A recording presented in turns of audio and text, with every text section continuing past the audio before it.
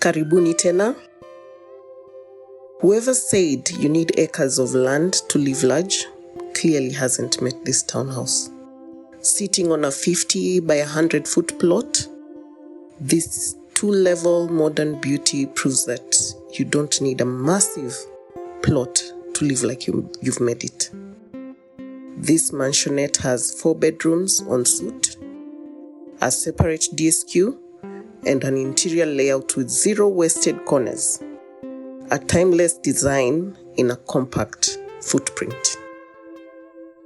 It is efficient, intentional, and functional, embracing both indoor and outdoor living, as you can see. And as usual, plenty of natural light with the large windows. This is the kind of home where you walk in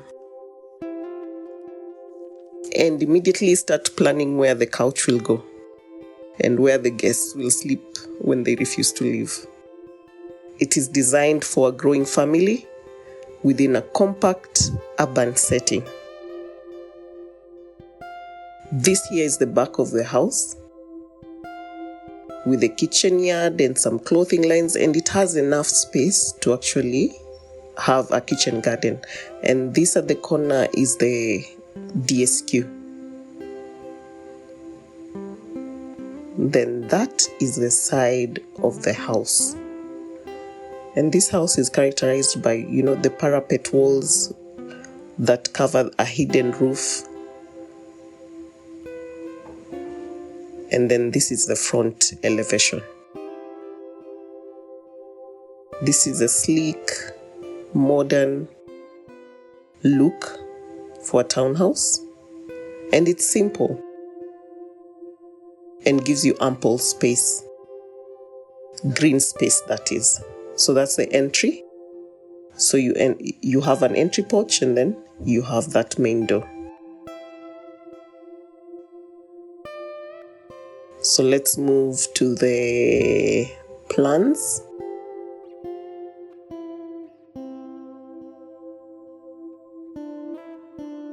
So this here is the ground floor plan. As I stated, it's a 50 by 100 foot plot, and that's the coverage.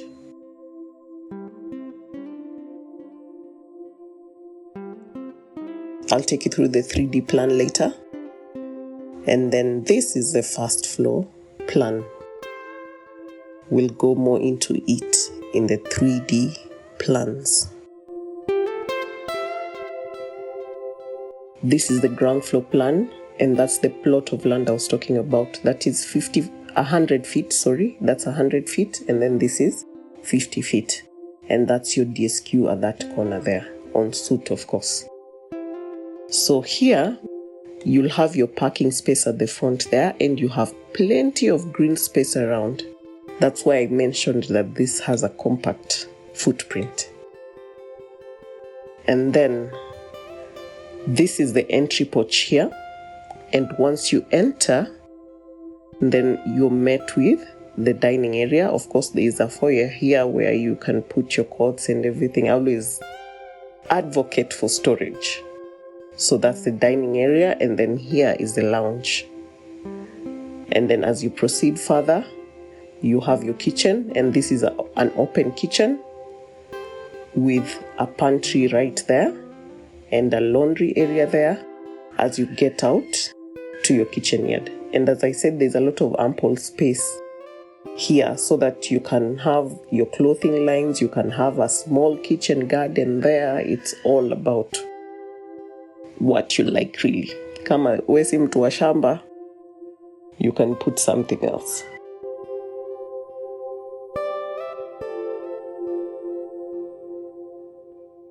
So this lounge is pretty, it is relatively large, and I use that term relatively because large for you is not large for me.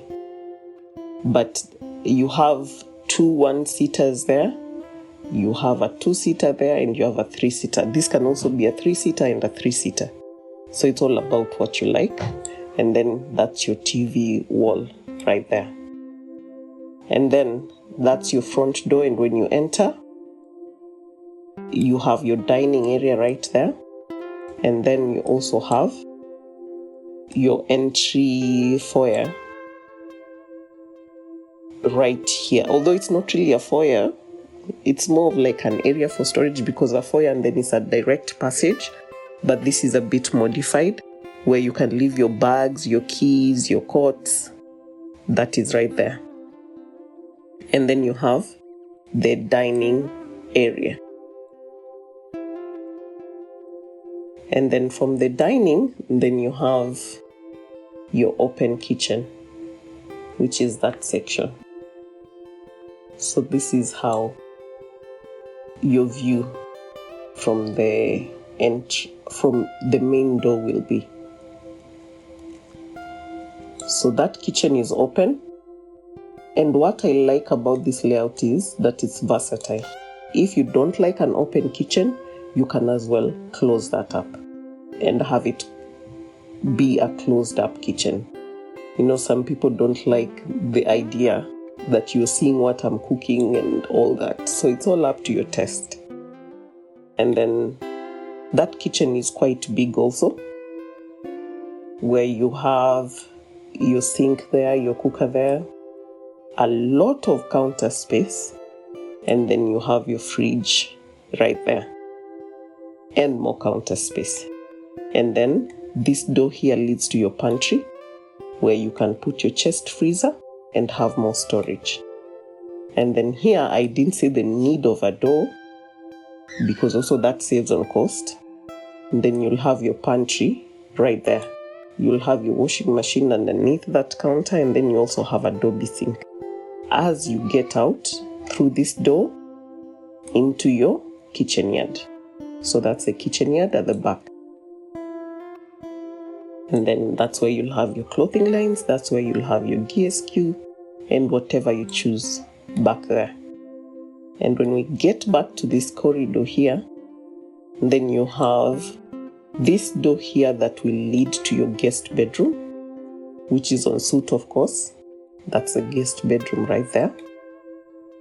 And then that door underneath the staircase will be your cloakroom for your visitors. So you have your cloakroom there, and then you have a separate wash hand basin. There's a wash hand basin within the cloakroom, and there's this one out here, which could be for the dining area or for the guests at the sitting room. And then you have your staircase that leads up. And underneath this staircase here, this side you have enough headroom for a cloakroom. Here there's not enough headroom for any, not really usable. There's a chance where you can put storage underneath here, put walls there and put storage, or there's also a chance you can make it ornamental so that you can have, let's say, like a rock garden underneath it. So the choice is yours. So I think let's move to the top floor. So this here is your top floor, your first floor. I know in other regions this is referred to as the second floor. It depends where you come from, but this is the top level, where this staircase is the one that leads you up, and that's where you land. And then once you land, this here is one bedroom, en suite of course.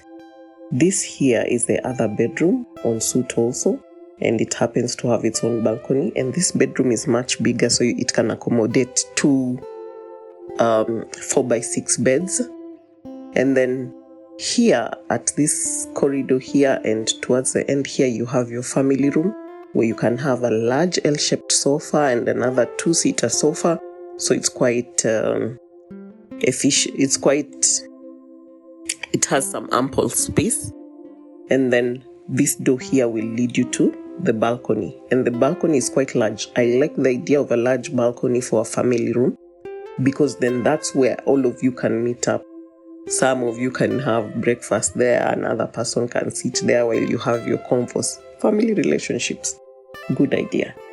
And then here, at this area here, and then you have your master bedroom, which has plenty of storage, and of course it's en suite, and it also has its own balcony.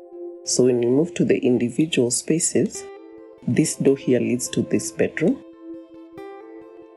and that's a 5x6 bed,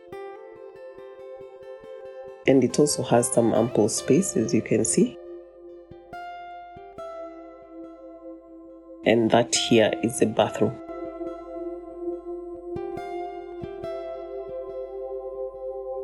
So this here is the bedroom,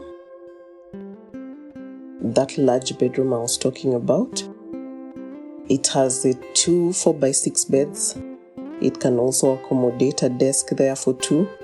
And then it also has 2 wardrobes here, and I've separated them strategically for the 2 who can live in this bedroom, or also it can be for the 1 person who will occupy this bedroom, and they're both 1.5 meters, sorry.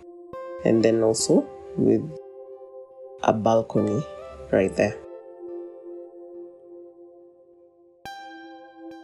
And then here, open to the corridor, is the family room. And as I stated, this family room has a large L-shaped sofa, and then you can also add a 2-seater at the side there, and then your TV right there. And as I mentioned, this house has a lot of natural light, so you can see window and door. So KPLC itabidi wamejipanga hapa kidogo, and you can also add solar at the top. And then now this door here leads to your balcony, and this balcony is quite large, as I mentioned.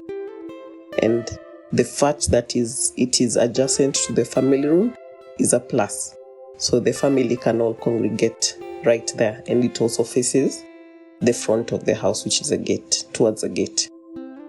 And then that door there leads to the master bedroom, which is this bedroom here. And it's quite large. And I should also add relatively. And then ample storage. For 2 people, it's my belief that this is more than enough storage. And then you can add a desk there, or a dressing table as it might be, or a working desk, whatever you really choose. That's upon your discretion. And then you can also add several shelves right there. And as I mentioned, there are 0 dead corners in this house. So what you see here, these ducts at the end of this house, right there and right there, they actually have a purpose to drain the roof. As I mentioned, the roof is a sloping roof within parapet walls. But let's finish up with this level here. As an overall view, that's what you see from the ground floor, then to this top floor here. So I think it's prudent that we go to the roof in order to see what's happening up there. So this here is the roof. And as I stated, the roof slopes that way. And when it slopes that way, it culminates at a concrete gutter, which is this section here. And it flows all the way there. So the reason those 2 ducts are there is that you want to achieve a slope on the concrete gutter, one towards that side and another one towards this side. And then they'll culminate at this section here where you'll have a down pipe going down.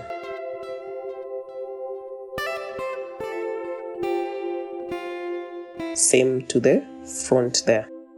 So this roof will drain towards that gutter, and then the gutter will drain one towards that downpipe there and the other towards this downpipe on this other side. And you can also choose to have a flat roof for this house. The choice is yours, but of course, There are differences when it comes to cost. Appearance is more or less the same because the parapet wall gives you an appearance of a flat roof. And if you have a flat roof, you'll still need the parapet walls. You can just do flush, flat. So that's upon your discretion. But generally, that's how the house looks like. And for the DSQ, also the roof. That is how the roof looks like. So it must drain towards the compound because all these are neighboring plots, or it could be a road, depending on where your plot lies. So that is the house in a nutshell.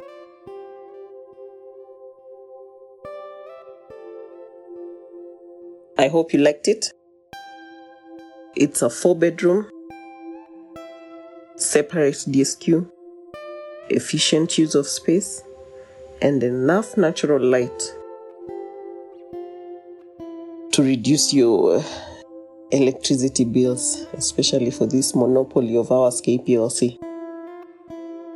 This townhouse has proven that a 50 by 100 foot plot of land can still mind its business and look good. It is both expressive and restrained, delivering comfort, spatial richness, and timeless design in a compact footprint. If something in this design spoke to you, maybe the layout, the lighting, or just the feeling it gave, would love to hear your thoughts in the comments down below.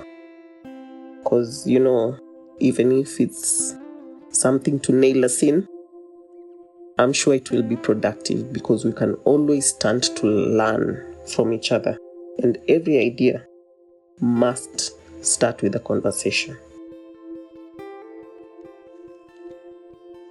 So don't forget to like, subscribe, and share with that someone who is planning to build or has been planning for the last 5 years. It might just be the nudge that they need. And finally, we wish you a very Merry Christmas. May your ugali be pliable, your nyama tender, and may 2026 be filled with even better house designs. Remember to keep your house efficient, your lighting natural, and your neighbors entertained during this period. Na kama kawaida, live large.